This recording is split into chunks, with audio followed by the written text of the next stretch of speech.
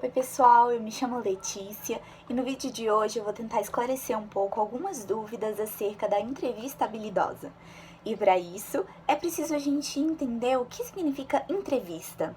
E entrevista, em seu sentido lato, quer dizer uma interação entre duas ou mais pessoas. Mas para essa interação ser eficiente, ser eficaz, ela precisa da comunicação. E a comunicação é subdividida em verbal, que é a que a gente costuma utilizar corriqueiramente, é a fala, é a oralidade ou a escrita.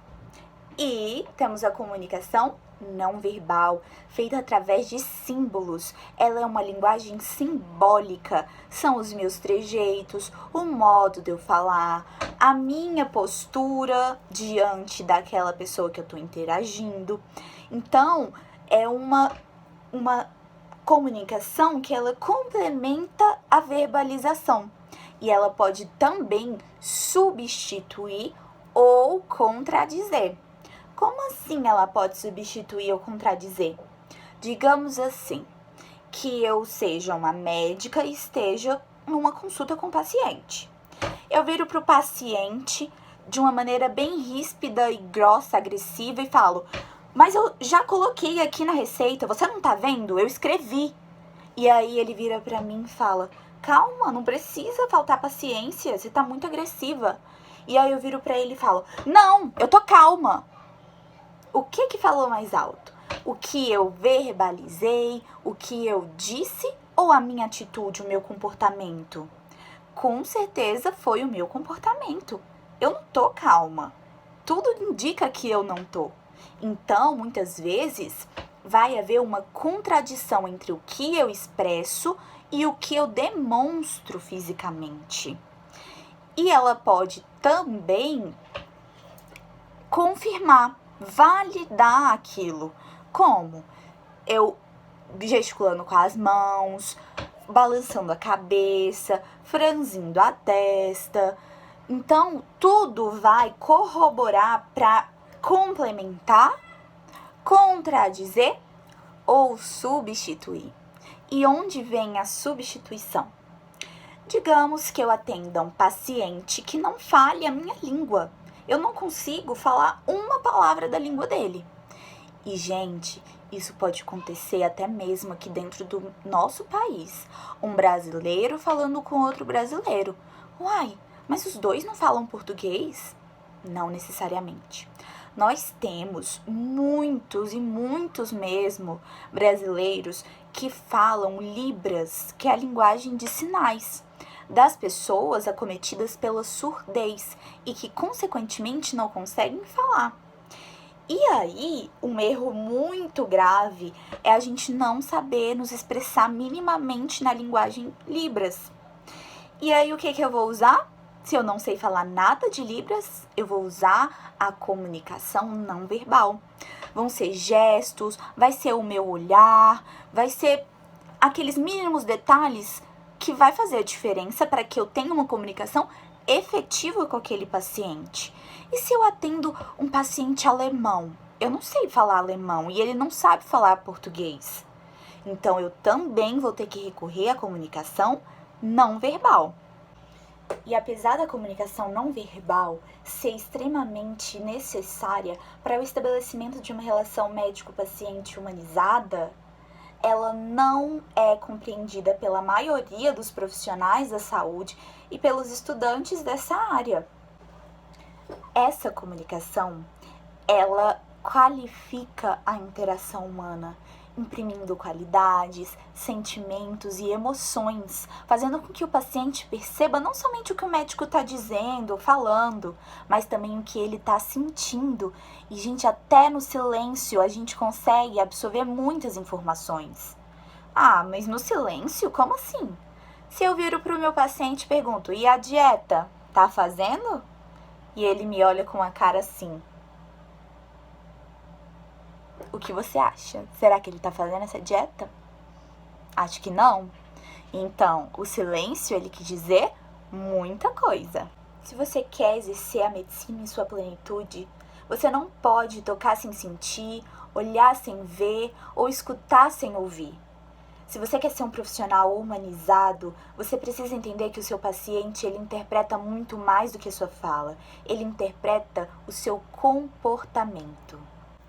Nós devemos entender que para uma comunicação efetiva, a gente tem que ter consciência da nossa linguagem corporal. Tanto acerca da nossa postura, da proximidade com o paciente, do toque, da fala. Tudo isso nos dá mais propriedade do que a gente está falando e, consequentemente, passa uma segurança maior para o paciente, porque tem coisas que o paciente vai falar, coisas que ele não quer falar e coisas que ele não pode falar, seja por uma questão sociocultural ou por uma questão pessoal mesmo, vergonha, timidez. Então a gente tem que buscar nos mínimos detalhes, tirar toda e qualquer informação daquele paciente para uma anamnese completa, para uma entrevista realmente habilidosa. Para vocês terem ideia da importância da comunicação não verbal, o erro ao usar ou não uso dessa linguagem pode se caracterizar como uma ocorrência iatrogênica. Nossa, que nome é esse? É o nome que a gente dá para o famoso erro médico. Os profissionais da área da saúde, para exercer um serviço humanizado, eles precisam de meios, técnicas, habilidades, competências e capacidades para proporcionar aos pacientes uma existência mais digna, mais compreensiva e menos solitária. Um grande exemplo de adaptação foi protagonizado por uma brasileira em Belém do Pará, a qual customizou a receita para um paciente analfabeto. E como que ela fez essa proeza, gente? Ela utilizou fitas coloridas, colou nas receitas as fitas e ao lado puxou setinha com os horários. Por exemplo, às 19 horas, uma fitinha azul. Como que o paciente ia saber qual remédio tomar às 19 horas? Não estava a fitinha azul do lado? Na caixa do remédio ela também colou a fitinha azul. É isso que eu chamo de reinvenção, meus amigos. Demonstração de carinho e atenção ao ouvir o paciente, a expressão de um olhar atencioso, o toque e o reconforto ao tocá-lo são essenciais à proteção, à segurança e à autoestima dele. Visto que estabelecer uma boa relação com os outros diminui a possibilidade de conflitos e mal-entendidos, tornando as relações bem mais harmônicas e alcançando os objetivos terapêuticos com maior êxito e satisfação de ambos os lados. Porque, gente, todo mundo sabe, se a gente estabelece uma boa comunicação com o outro, o risco da gente ter algum conflito ou mal-entendido se reduz drasticamente. E isso vai contribuir para uma relação bem mais harmônica, fazendo com que a gente alcance os objetivos terapêuticos com maior eficiência e satisfação de ambos os lados, tanto do lado do paciente quanto do lado do médico. O IBRALC, Instituto Brasileiro de Linguagem Corporal, subdividiu a comunicação não verbal em 5 tipos: cinésica, paralinguagem, proxêmica, taxésica ou taxêmica e apresentação física. Vamos entender um pouquinho mais sobre a cinésica. Quando eu falo cinésica, o que vem primeiro na sua mente? Não é cinético, cinética, que a gente estudou em física, que é relacionado ao movimento. Então, cinésica quer dizer o movimento do nosso corpo na entrevista habilidosa. É o popularmente conhecido como linguagem corporal. É a nossa postura, é o nosso jeito, como a gente mexe com a mão, a expressão facial. Tudo isso vai complementar, contradizer ou substituir a comunicação verbal. O criador do termo cinésica foi o antropólogo norte-americano Bird Whistle, que criou esse termo nos anos 70 para dizer que nem tudo o que significa em um lugar vai significar a mesma coisa em outro lugar. Por exemplo, um gesto aqui no Brasil é tido como bom, como legal, amigável, mas não necessariamente esse mesmo gesto vai significar a mesma coisa na França. Então a gente precisa se adaptar ao contexto sociocultural do lugar que a gente vai exercer e praticar a medicina. Já para a linguagem, refere-se às modalidades da voz. a entonação, os grunhidos, os ruídos de hesitação, a pronúncia, a tosse, o suspiro provocado por tensão e os gestos realizados pela boca, como o bocejo e o riso. Os sons emitidos durante a conversação, como tá, sim, aham, entendi, ok. Todos eles também fazem parte da paralinguagem e contribuem para a comunicação entre médico e paciente. Um outro tipo de comunicação não verbal foi criado nos anos 80 por um antropólogo também norte-americano chamado Edward T. Hall. Ele nomeou prosêmica para indicar a proximidade na relação entre médico e paciente na entrevista habilidosa. Ele disse que tem que haver uma proximidade entre médico e paciente, sim, mas ela não pode ser nem grande demais e nem pequena demais. Porque se ela for muito pequena, se eu estiver muito próximo do meu paciente, eu posso indicar uma falta de profissionalismo e uma falta de respeito. Agora, se for grande demais, é uma falta de conexão e de empatia. A linguagem não verbal tassésica ou tassêmica é a linguagem do toque, e nela diz que o toque não tem que estar restrito aos procedimentos técnicos científicos. Nós precisamos tocar os nossos pacientes para uma demonstração de carinho, de empatia, de afeto, e isso vai nos aproximar muito mais e transferir para ele uma segurança muito maior. O toque interfere diretamente no estado físico e mental do paciente, podendo gerar conforto e segurança, assim como ansiedade e medo. O quinto e último tipo de comunicação não verbal elencado pelo Ibrauch é a apresentação física, aquele famoso "a primeira impressão que fica" também funciona para a relação médico-paciente. Se eu atendo um público adulto, eu vou me portar de uma maneira, e se eu atendo um público juvenil, infanto-juvenil, eu vou me portar de uma outra maneira. Para os adultos, você precisa de um jaleco limpo, passado, um cabelo penteado. Agora, se eu tô num público infantil, eu preciso das mesmas coisas também, mas eu posso me adaptar com jaleco colorido, com aquelas famosas crocs cheias de pingentes. Isso vai me aproximar mais do meu paciente, transferindo para ele uma proximidade e, consequentemente, uma segurança. As crianças vão temer menos os profissionais que estão mais divertidos, caracterizados conforme eles. Eles vão se identificar no profissional. Então, isso é essencial para uma consulta, para uma entrevista habilidosa humanizada. Uma outra técnica da entrevista habilidosa é a validação. O que seria a validação?